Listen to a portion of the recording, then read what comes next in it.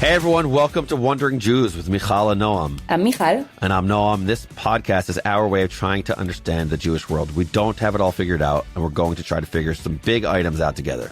Our absolute favorite part is hearing from you, so please email us at WonderingJews@JewishUnpacked.com. We wonder. We don't wander. Sometimes we wander. I wander. So as you know, we're currently counting down to our 1-year anniversary of making this show. Our official launch date of the show was January 31st, 2024, which is next week. So over the month of January, we'll be sharing the Unpacked staff top 5 picks for the best episodes of Wondering Jews from our first year. And now we're up to episode number 2 right now, so the second to best episode, according to our colleagues at Unpacked. So Noam, what did the team recommend for this week? So the team really liked this one. They really got jazzed about it, and I get it, because it was our first ever live episode at the Jewish Federation General Assembly, JFNA GA, which was an episode where we spoke with a person who I thought was quite fascinating, whose father is an American hero, no matter your political perspectives, and that is Meghan McCain. I want to add that this feels particularly apt because President Trump was just sworn in this week. Now, spoiler to those listening at home, this is not live. We're recording this before the inauguration actually happens. But I have to assume that it was completely normal and uncontroversial, and everything is great and totally smooth. Amen. Amen. This episode was really cool because it was our first time doing a live podcast, and having the room full and just seeing people's faces engaged. It's you and me normally talking to each other, and we see each other. To be in person with you, to be in person with Meghan McCain, and to kind of just let things naturally, organically flow. Obviously, we have a great production team that prepped us a ton and put everything together. We have just a great team that helped put the whole thing together. It's amazing how many people it takes to put shows like this together. But to do that live was it was a great way to bring more energy to the GA, bring more and more energy to that experience, doing a live podcast. It's cool. It's just cool. Yeah. And we'll do a couple more this year. I actually loved hearing from a lot of people that they listen to the show. It was like nice to meet people in person who said that. I think a highlight for me was just meeting Meghan. I had been following her for a long time, and it's always funny to meet somebody in person that you've been following for a while. And she was just incredibly down to earth and generous and funny and smart. I agree. It was cool. Great conversation. I also love that it was a conversation in which it wasn't like a narrow conversation in terms of like partisanship. No. We were able to speak about the right, the left, issues with both, and questions that matter to all of us. It was really fun. It was actually fun. People told me afterwards they found it very authentic. Oh my gosh, you know what someone told me in the audience? Okay, wait. I had a very good friend in the audience who was like, Mijal, I never heard you being funny before. Which reminds me of my sister who sometimes listens to Wondering Jews and is like, Mijal, you can be funny. Interesting. You do. You know what? And I'm like, thank you. Don't listen to what people say about you. You absolutely do have a sense of humor. You do have a sense of humor. No, you do. You do have a sense of humor. Come on. Thank you. It was just very funny to hear my friend say that. Anyways, it was really great. So please listen to the episode. And as always, share your thoughts with us. We want to hear from you. Be in touch at WonderingJews@JewishUnpacked.com. We'd love to have you when we do our next live event. And with that, on to the show. Thank you so much for joining us. It's really so special for us to be doing this first live recording. And we're so excited to be able to share it with you. It's amazing. It's amazing. For those of you listening at home on your podcast app of choice, Mijal, tell the people, what is the GA? The GA. So, by the way, I kept telling people back at home that I was going to the GA, and they thought it was like the UN General Assembly. So that's, the next live recording of Wondering Jews. Right. They're going to totally lie us. Totally. But this is the General Assembly of the Jewish Federations of North America. And it's a very special meeting where Jewish leaders and professionals, lay leaders really get together and speak about issues that matter and connect with each other. I will say, by the way, that my first GA was 15 years ago here in Washington, D.C., where I met my hero, Nathan Sharansky, and where my husband and I first had an encounter where we remembered each other. I know, totally. So we actually, I know. So the GA is a great place for beautiful connections. Matchmaking. Yeah. That's the GA. And Yeah, and by the way, we're just so grateful to the GA and JFNA for hosting us here and for giving us this opportunity. It's really exciting. Mijal, mazel tov to you. For the wedding to my husband, 15 years? 15 years ago. No, just kidding. Well, it's a big deal. You met your husband here, so if you give shadchan geld, you should make sure to give some money to the GA. Are you going to do that? Yeah. That's an Ashkenazi minhag. Okay. We don't do that. I know. Okay. All right. Fair enough. But no, I'm not just wishing you a mazel tov on the marriage to your husband from like 30 years ago. Yes. So that's a wonderful thing. But I'm wishing you a mazel tov on being the scholar in residence at the GA. Thank you. Thank you very much. Thank you. It's a real honor. What does it mean to be a scholar in residence at the GA? It means that I would have the great privilege of sharing words of Torah with all of you during the plenaries. So I'm really looking forward to that opportunity. What a treat for everyone. Amazing. Amazing. So let's get into it. Let's do it. Let's do this. So it's an absolute joy, an absolute privilege to introduce our guest, the one and only Meghan McCain. I'm sure most people, we're saying nice things about you first, Meghan. Okay, so I'm sure most people here know Meghan. Meghan McCain is a New York Times best-selling author, host of the Citizen McCain podcast, and former co-host of The View, which is super duper cool. She also founded Citizen Kane Productions. I love this, to uplift female-led stories in American media. That's awesome. It's amazing. So first of all, big clap to that. Big clap to that. So with that, I'm so excited to bring on the stage Meghan McCain. Neil, thank you. Yeah, hi. Okay. Gosh, you're interviewing me at night. Thank you. Thank you all so much for having me. This is my first live podcast, and this is the latest I've ever taped, and mine is taped because I swear a lot, so I will try and keep it under control for a classy audience. Yeah. And Megan, you said anything goes, right? We can ask you anything. Yeah. That's what you said. I'm holding you to that. Okay, well, welcome. I'm not scared. You're not.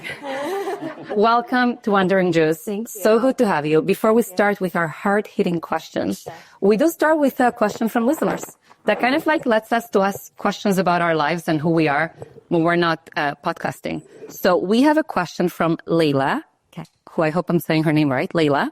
She asked, what's a hobby that you wish you had time to take up? So I have a garden that I tried to start growing tomatoes in, and then it was all eaten by birds, and I gave it up, and I have dead plants in my yard, and it's a mess. And so I wish I had more time and bandwidth to garden more. That's a very like old person answer, but I think post-COVID, everybody started gardening, and I was like, oh, maybe I should like, if the apocalypse comes, I should figure out how to raise vegetables.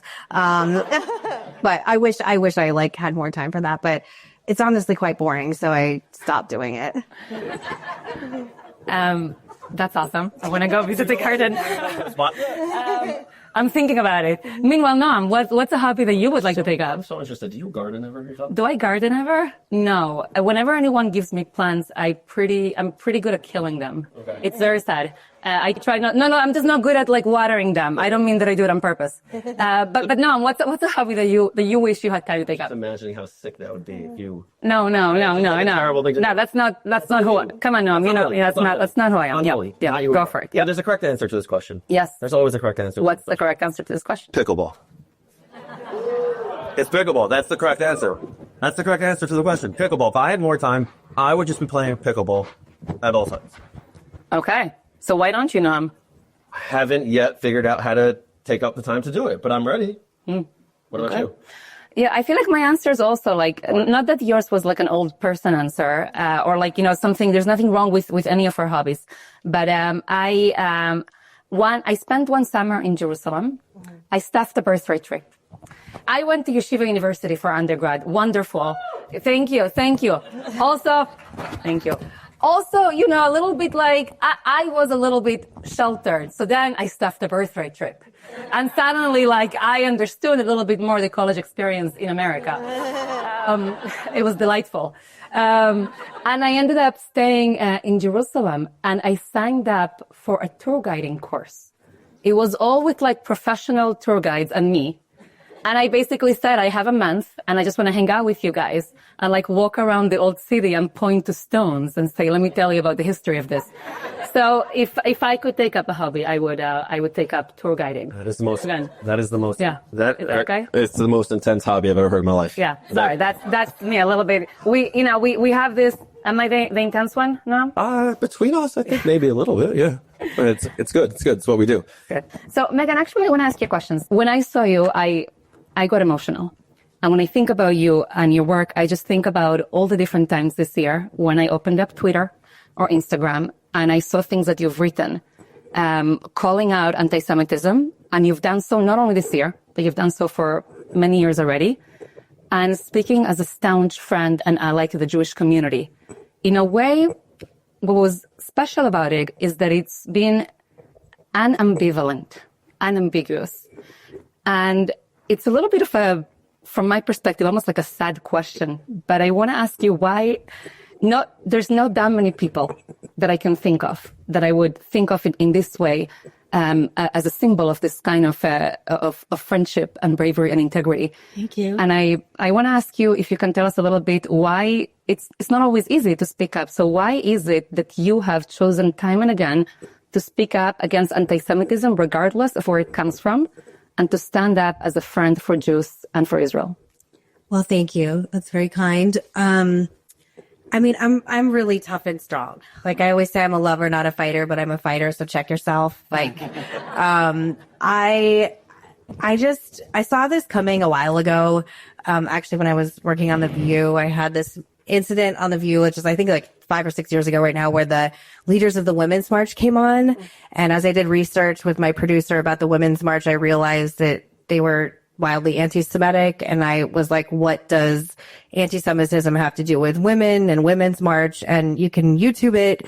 I had this moment where I called them out and they wouldn't say that they didn't think Jewish people were termites. And they, long story short, got their funding pulled like a week later. Like it's one of my proudest moments in my career because I feel like I was exposing that. Thank you. And that was the first time that I was like, oh, this is like filtering in places and like bigger spaces. And I didn't see that many people calling it out. It's really easy for people to say Black Lives Matter and Asian Lives Matter and call out all other forms of bigotry, which we should. But for some reason, it's much harder for people to call out anti-Semitism. Why do you think that is? I don't know. It's sick. I don't know. I still don't really understand it because anyone who knows anything about history knows that anti-Semitism is a gateway drug to everything else. It's where it always starts. It's the canary in the coal mine. And I don't know. I think just being like a semi-decent person, we should all get on board and call out bigotry and hate when we see it. And where it stems from is, I don't know if you want to hear this. Yeah, go for it. When I was growing up, my dad's best friend was an Orthodox Jewish man named Senator Joe Lieberman. You guys probably heard of him.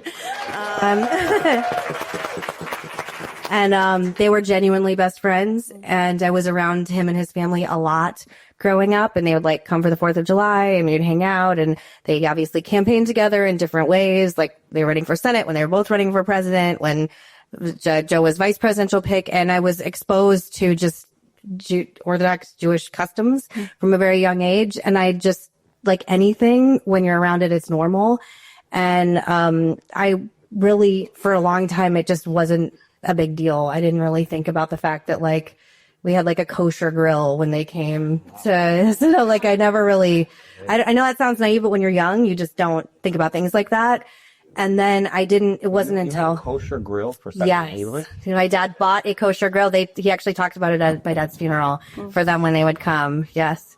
I know. It's so cute. And then, and he was he's passed away earlier this year and it like gutted me to death. It was horrific. I was so missed, I think, especially in this moment too. And, I think their friendship is always something people look towards them about. And I think just for me, it was, that's how I know so much about Jewish customs and Judaism. And it always felt very normal and it still does. And I don't think I realized till I got much older that anti-Semitism is alive and well. And now obviously even more of an existential threat than it ever was. In some ways, it was the proximity for you. Meaning you saw, you got to know someone who was Jewish and you saw the challenges and the problems. I want to read to you a quote that you said in 2021. You said, "Anti-Semitism is something we let people forgive a lot easier than other forms of bigotry and racism. And I think that's something we really need to examine as a society. I think that anti-Semitism is still sort of the last form of passable bigotry in America." I still believe that. You still believe that? So in the U.S., we just saw from across the ocean, we just saw something terrible happen in Amsterdam, right? incredibly scary. And Can we call it what it was? you could call it whatever you want. Let's a pogrom in the streets of Amsterdam, and apparently you're not allowed to say that either on Twitter. So I think Okay. I'm banning it. Okay, so Mijal called it a pogrom. Why aren't you allowed to say that? I don't know. Why, Mijal, why are you not allowed to say it? Well, for a lot of people in the Twitter sphere, am I saying that right? Is that a name? The X sphere, I think it's called. Oh, sorry. I keep forgetting. The X sphere, whatever you want to call it. The argument goes like this, and there's been a bunch of intellectuals making this argument, saying, oh, the Israeli fans who were there said some like racist chants, which for the record is bad. I'm just telling you what I think about it, just in case. It said some like racist chants, they tore down some flags, and they were just like really obnoxious. And that's why it wasn't really a pogrom. And I mean, we can be on the record to say that that behavior is not okay and that it's unacceptable. Right. And we can also say that this was an organized attack by many individuals, that the police had warning and didn't actually act on it. And the Jews were literally beat up. And Israel had to send in planes to rescue them from us. That's a pogrom, no matter what, excuse or justification we can give for what happened. Okay, so, Mijal, just on that front, and Megan, I'm gonna get to the question in a second, but I want to just stay with that for a little bit. Today, what's today's date? November 10th. So 86 years ago, is that right? 86 years ago was Kristallnacht. And what happened that led to Kristallnacht was a man by the name of Herschel Greenspan. Have you heard of him before? So he was a Jewish person who was going through a lot, and he killed a minor German diplomat. And the killing of that minor German diplomat led to Kristallnacht. So two things could be true at the same time. And that's, I think, what people really struggle with. This idea that the word "and" exists. Yes, something happened. Yes, he killed a German diplomat. And Kristallnacht and rounding up 30,000 Jews and leading to the Holocaust is incredibly unacceptable. And I think people really struggle with this concept of a word that I like to use a lot, which is nuance, which is you just did something that a lot of people feel very uncomfortable with. You said, Mijal, you said that some people did things that they shouldn't have done. And it was a traumatic, terrible, awful pogrom. People struggle with that concept. And I think with that, we could do both. We could say that happened. Israelis did that, whatever they did, but that doesn't justify in any sort of way a horrific pogrom that happened in the streets of Amsterdam. I actually reached out to a group that I'm associated with who told me that they would not go to Israel for fear of, as a group, they said that we're not going to go to Israel as a group because it's dangerous. I then reached out to them and I said, I wear a kippah. And we're going to Amsterdam instead of Israel. So I said, now what happens? I said, now how do we deal with that? Should I feel uncomfortable in Amsterdam? And how do we make these sorts of decisions? So I think the question I want to ask you, Megan, is from your vantage point, we're in our bubble, 15 or so million Jews in the world, 6 or 7 million Jews in America, whatever the number is. Do you think that the language that Mijal used, the pogrom of Amsterdam, the state-sanctioned reality where people were attacking Jews, vilifying Jews, beating up Jews, sending them to the hospital, them in the hotel, staying cornered in there. Do you think that sort of thing can happen in the U.S.? It depends what city. Respectfully, I think places like New York City and Los Angeles, no offense to my friends who live in both places, are a much different place than Sedona, Arizona, where I'm from. I think if you try and pull that shit around some of the people that I know, like, you're going to get a lot of ex-Marines with a lot to say. There's a lot of stuff I can't say because, again, I got to keep it classy in here. But there are a lot of spaces in this country. I think it's a safe space. Okay. You can just say sorry. Thank you. When I go home, one of the first things I saw when I went home this summer for the 4th of July was this big banner right outside my favorite Mexican food restaurant that was, that Instagram account Jubelong. It was like a pro-Israel thing from Jubelong right outside my favorite Mexican restaurant. And I was like, we had a friend with us from DC and he was like, we're not in the East Coast anymore, baby. And I was like, welcome to different places. So I don't think that it can happen in some cities. But look, I'm freaked out as much as everybody else is. I went to Columbia University, which is quite frankly embarrassing now. I know. I can't help it, man. I wasn't like that when I went there. I'm 40. But I've said publicly, like, there's just not a chance in hell I would ever send my kids. There's like, and they're 4 and 2. There's so much that would have to change, and I just can't foresee it being a space where my children wouldn't be indoctrinated into the hatred of Jews, quite frankly. So, like, there's some cities I have very serious questions about, and then there's other places in the country that I don't at all. And that's kind of a cop-out, but I that's my opinion. Yeah. What do you think? I mean, I'm actually surprised by your answer. You answered that very quickly. Yeah. You know? Like, you were like, oh yeah, for sure, I can see it happening in some places in the U.S. The Right? campus protests have really been very illuminating for me. Say more. You see, right? I went to Columbia. When you're seeing right outside New York City's campuses, Jewish students being threatened, their lives being threatened, trying to go to class. When you're seeing some of these emails that are sent around by teachers, when you're seeing the congressional hearings of the student body campus, the professors and the presidents of the school, when Congresswoman Elise Stefanik says, I don't remember the exact line, but like, you're okay with the killing of Jews or the murder of Jews, and they won't answer. Yeah, there's a tone shift, but I do think we are a country of laws and morals, and I think they can try it, but there will be consequences. And I know this is like a mixed political room, but one of the upsides of a Trump win is I do think there's going to be a whole different conversation with the people he's going to put in power in regards to shit like this going forward. Yeah. Sorry for all my liberals in the room who are still depressed. It's been a long week. I've had like 10 hours of sleep all week. So, so we're going to get to U.S. politics soon, but actually let me ask you a follow-up question to this. There's, of course, anti-Semitism on the left, and you just give some examples. But I'll be honest, I'm scared. I'm like an equal opportunity scared of anti-Semitism person. Okay, that's like my color right now. Whatever, is that whatever? Like there's stuff on the right too.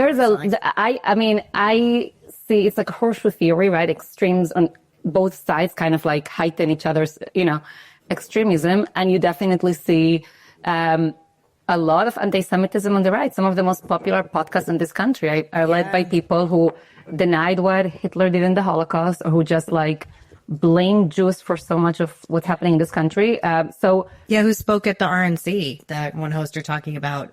Yes. So I wonder how you, because you were so like clear, like it can happen in, let's say, blue states, not in like very red states. And I kind of see, things. Yeah, I want to hear more from you on this. Look, I think there's obviously racist, crazy people and big anti-Semitic people with tiki torches, obviously. But what scares me more, like, we all know, like, the KKK rednecks in the middle of, whatever areas of the country. What scares me more about the left is they're all in power, in Hollywood, in intelligentsia, in culture, in politics. These are very high level. AOC is on the cover of Vogue magazine and going to Vanity Fair after parties. The tiki torch guy isn't. Tucker Carlson's a whole different thing. He has a lot of power. He spoke at the convention. It's bad everywhere, but I'm a little more, I think there are more safeguards on my side than there are on that side. And, I think it remains to be seen where it's too early on in the administration, hasn't even started, how much influence people like that actually have. Are we allowed to disagree? No, you and I, sure. No, you and I. Oh, you and I? No, and Megan. I think so. Yeah, we're allowed to? Yeah, go for it. I'm not sure that I see it in the exact same way. I think that's fine. Wait, in which? Okay. Here's what I heard: that you're more fearful of the anti-Semitism from the left. I am. So I think I'm gonna. Are you really an equal opportunity anti-Semitism afraid? No, it sounds good. Sounding good. But are you? I think so. I think that. Which presidential candidate didn't choose their running mate because they were Jewish? It wasn't on my side. I'm a really good debater. We can go all night, baby. I'm Megan, I'm really not a good debater, so I don't want to take you on. I warned you. I'm an educator. I don't want to take you on. You will destroy me on this one. I'm just telling. And he was a better pick, and we all know he was a better pick, and we all know why he wasn't chosen. And she may have been in the White House had she chosen him. Mijal, I won't put you on the spot to ask you to respond to Megan. Okay, you're welcome. Here's what I think. I think that's really important for people on the right. This is I'm an educator. I happen to have different platforms and work with great audiences to reach out to people. I think it's really important for people on the right to spend their time criticizing what's going on the right, and people on the left to criticize what's going on the left. as opposed to. I agree with that. Well, I actually like calling out. I like calling out everybody. Again, my argument is just that like it's all bad. It's not like anybody likes. It's poison everywhere. Obviously, Well, who's more likely to listen to you? Who's more people on the likely left to or listen to me? people on the right? Well, you're actually a tough situation. Well, let me. Do you want to know what actually I've been? My agents have done this. I have a 90% female audience, so I need more men listening to me in general. So it's actually just like women. I don't know on the left or the right. I actually have a pretty bipartisan audience. That's true. That's really special right now. Let me ask you. You were speaking right now about. Like, I'm not trying to scare you. I just like I got to defend my people too. That's to your thing. Before my next question, who are your people? I mean, normal Republicans. Okay. Probably everybody in this room. Nice people, normal people, people who haven't had their brain broken by politics. Okay, not sure everyone in this room would identify with normal Republicans. No, you also Normal people. Normal people, yes, we're all normal people. And your podcast reaches across the aisle. Yes. I'm lucky. Like I probably, I don't know the exact data, but it was probably more conservatives that listened to me. But, I think because I'm not a Trump person, I'm not MAGA. I think liberals maybe feel a little more comfortable talking to me. Maybe, I don't know. Yeah. Let me ask you a question. I think, in the Jewish community, we tend to talk a lot about anti-Semitism and a lot about some of the problems that we face. And I'm not sure that we are as good at acknowledging our friends and our allies. I would just be so grateful if you could explain to us a little bit, like the world of, I'm going to simplify so much, but like the world of like Christian Zionists, Christian supporters of Israel, Christians allies to the Jewish community. I think in our communities, there's a lot of confusion, a lot of like previous assumptions about what this kind of friendship looks like. And honestly, I think we would learn so much to hear from you, to understand this better, and to tell us from where you're sitting, what do we have to do better to actually have a better relationship and a better friendship with? Is this like, is it like you're confused about Christian support of Yeah, Israel? well, I was going to say, Megan, what's so funny about the question, Mijal? Okay. Can Go for it. I tell you it's funny? Okay, go now. What I think is funny? Yes. I don't know if anyone else will find it funny. Okay, just try. I'll try. It's like we're so uncomfortable with the fact that we have friends. We're like surprised. We're like, what's the deal with why do you not hate us? Oh my God, that's so sad. It's like, what is that? And you're not even Ashkenazi, Mijal.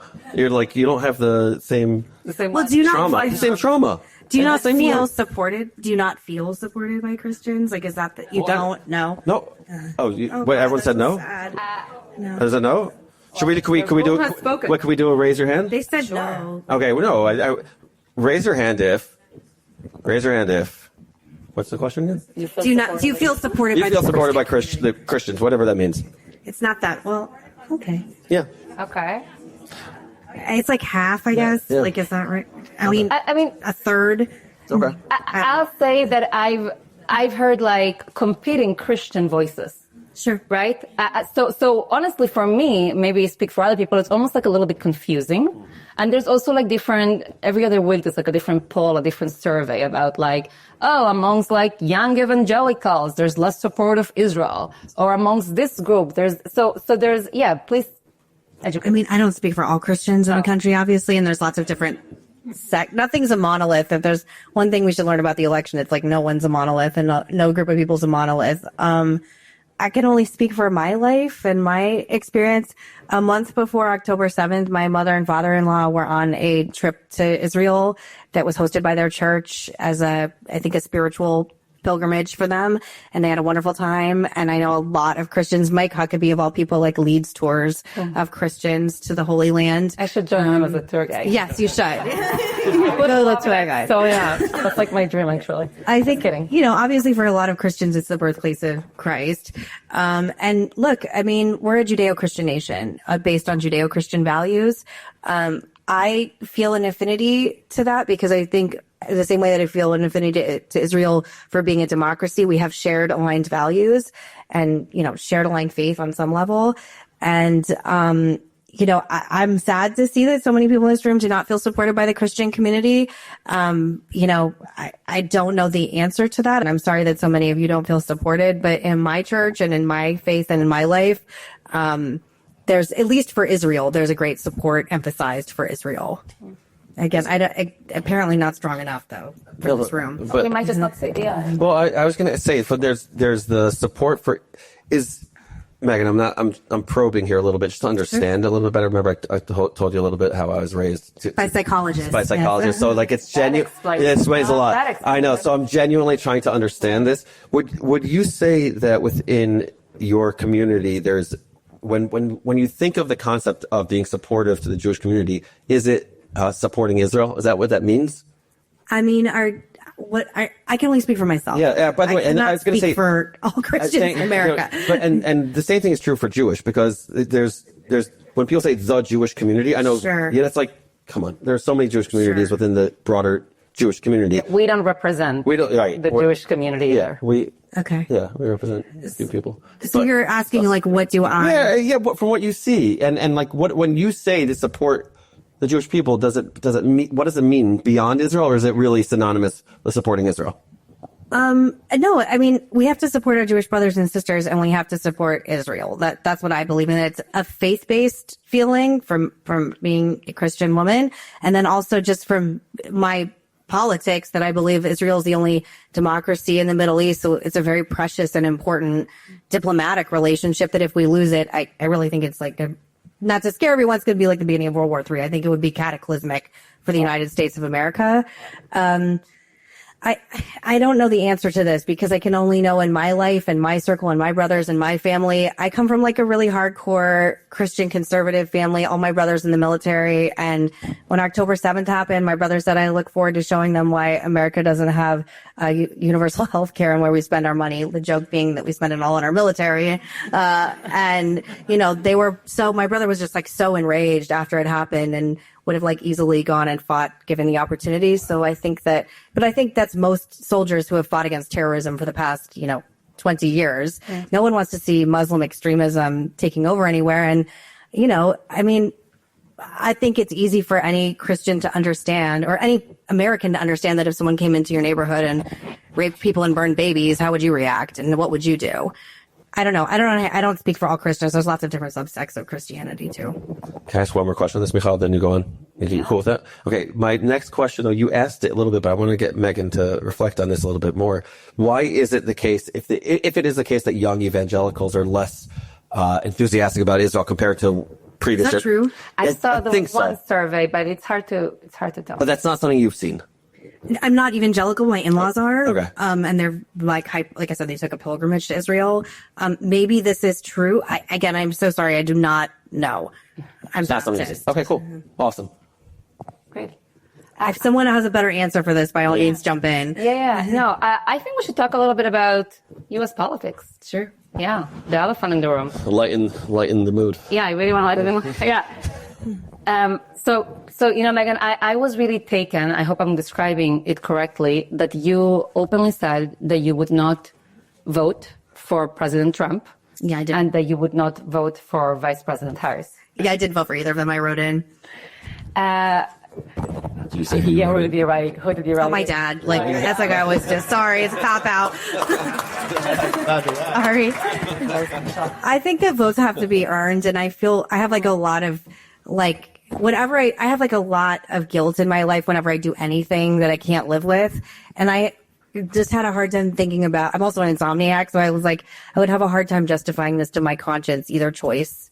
And I also don't know how I'd explain either choice to my kids. So I'm sorry if that's a cop out. People really hate it. People are really angry with me that I wrote in. I mean, people are like angry, but you have to earn votes. And neither of these people inspired me and both of them scared me. So that's how it works.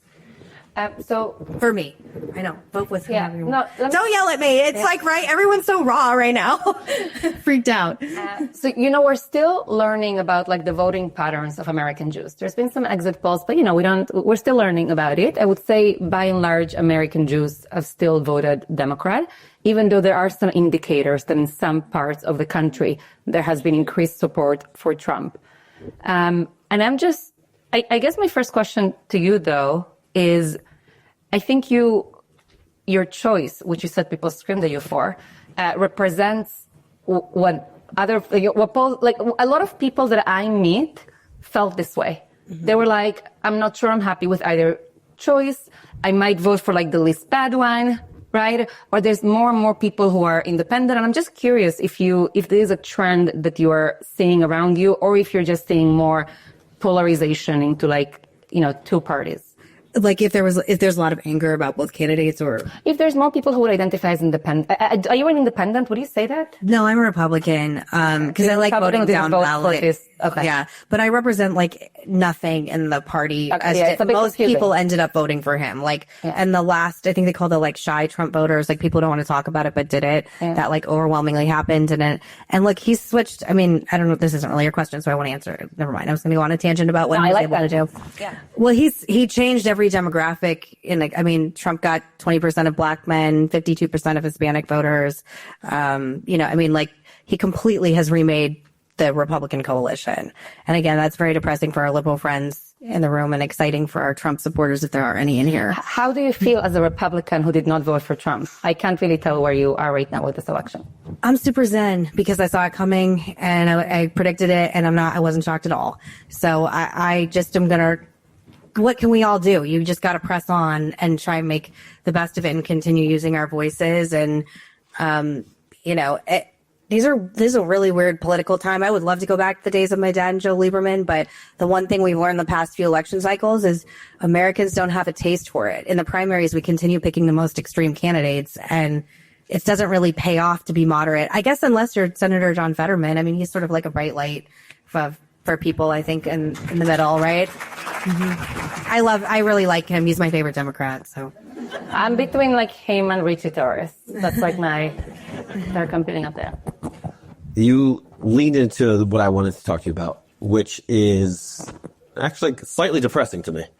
You basically said that extremes, that's what's in right now. That's the vibe. That's the fad. That's what everyone's moving to. And I was going to ask you, because polarization sucks. I'll tell you what I mean by that. We all talk, everyone here at JFNA is going to say, we're anti-polarization. Sure. Everyone's going to be like, polarization is bad.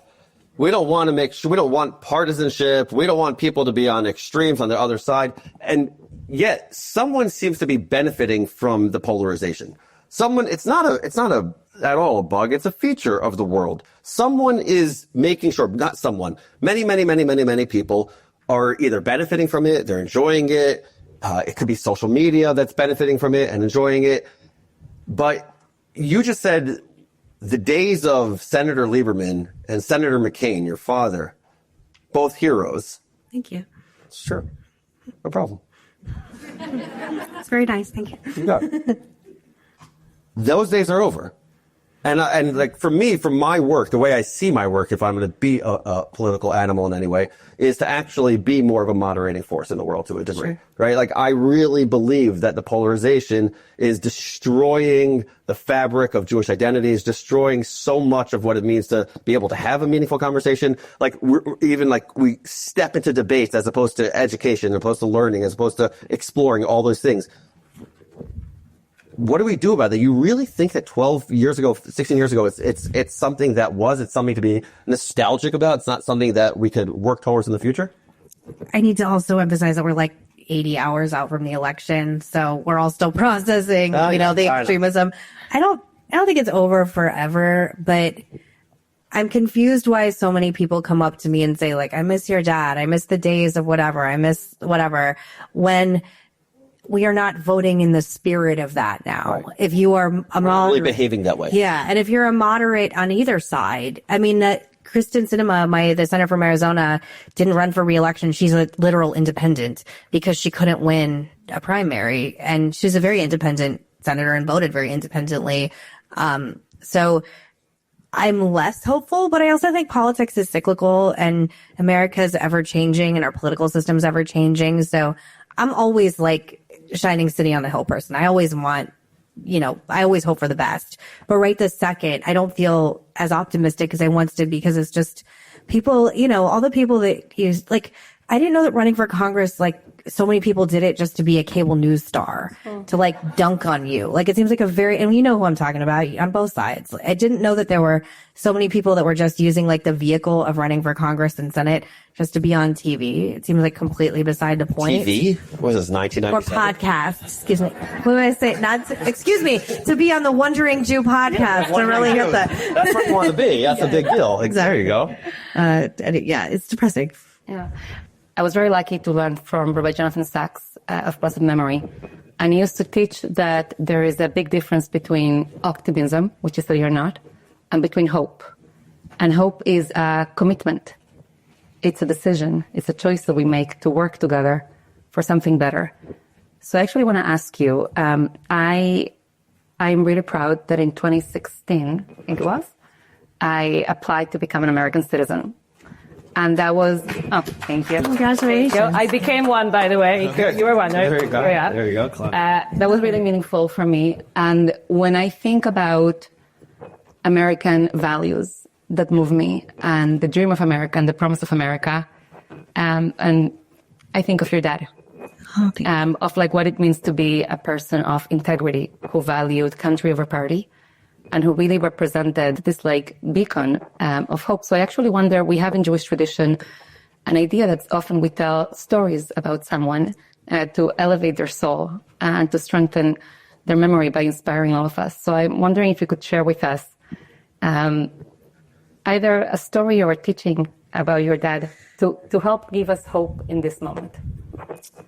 I mean, I have so many stories about him, and for anyone that ever knew him or met him, he loved being alive so much.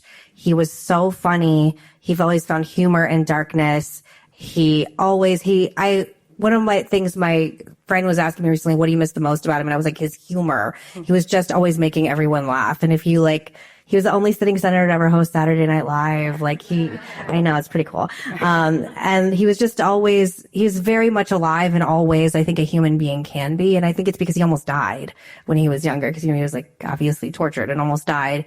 And he really celebrated the smallest things. I remember, we had a hot dog one time at a baseball game, and he was like, this hot dog is the best hot dog. And I was like, you just find joy. I love your father. I know, he just found joy in the smallest things. And he loved people so much. I can remember right before he was diagnosed, when he got sick, I was living in New York, and he came to dinner. We went out to dinner at this tiny restaurant that I loved so much. And some people recognized him, and the maitre d' was trying to get them to leave, and he stood up and he was like, what are you fucking doing? What do you think I became a senator for? I love everybody. And he had them come over, take pictures. Long story short, he's buying drinks for these random people, and I'm like, it's supposed to be dad-daughter time. And the thing that I remember and I take with me the most is and this is so cheesy, so please just forgive me, but every moment is a gift here. It really is. I love being alive. I'm so happy that I get to be here with you on this podcast and with all of you tonight. It's beautiful. And even when it's the country feels so divided and so dark, being alive is such a gift. He died of terminal brain cancer. That you die, the prognosis, if you have glioblastoma, you die between anywhere 4 and 12 months. That's the lifespan. That's it. And seeing that happen to him and going through the process of being a caregiver for someone with that short amount of life, I'm so fucking happy to be here. I'm so happy to be alive. And even when it's dark and crazy, I'm so happy to still be an American and still be in this amazing experiment. So that's what I take from my dad. And he gave me that gift. He is where I get that from. And I really please take that. Everything is wonderful, even when it's dark. And that's what I take from him. I very rarely get sad or depressed for very long, because you just shake it off and move on. And it's then you'll have a great hot dog, It's always something else. Love a good sausage. Okay. Megan. Yeah. Thank you so much for joining us. Thank you for having me. You were so wonderful. I see why your podcast is so popular. I wish I had a better answer for why Christians aren't supporting Jews. That's something I'm going to take home with me and analyze. It's not the takeaway. It's not the state. I think we're... Well, if you don't feel it, though, everything in politics is about impressions and feelings, everything. And if the Jewish community in this room is not feeling that, and this is obviously an influential room, we got a lot of work to do on our end. And that's something I will take away from me from this conversation this evening. And I'm very sad so many of you feel that way. I really am. It's very sad. I didn't know that, truly. Listeners, this is a reminder to everyone. This is a live episode of Wondering Jews. Subscribe to the show to hear more reflection, conversation with Mijal and me. Every week. Every week. Yep. Every week. Check out our other shows on Unpacked, our YouTube channel, Unpacked, Today Unpacked, Big Jewish Ideas, Unpacking Israeli History. You got to check out all the pods. So, Megan, thank you so much. Thank you all for being here. You guys are wonderful hosts, helping people, and all of you are doing such amazing work in this room. And I just want to thank you again so much for having me. It's been a real privilege to be here. Thank you. Thanks, Megan. Wondering Jews with Mijal and Noam is a production of Unpacked, a division of OpenDor Media. Subscribe to Wondering Jews wherever you're listening to this pod and follow Unpacked at all the social media places. Just look for @Jewish Unpacked. Most of all, be in touch. Write to us at WonderingJews@JewishUnpacked.com. That's Wondering Jews, WonderingJews @JewishUnpacked.com. This episode was hosted by me, Michal Biton. And me, Noam Weissman. Hona Dodge is our researcher, Rob Farah is our audio editor, and we are produced by Rivka Stern.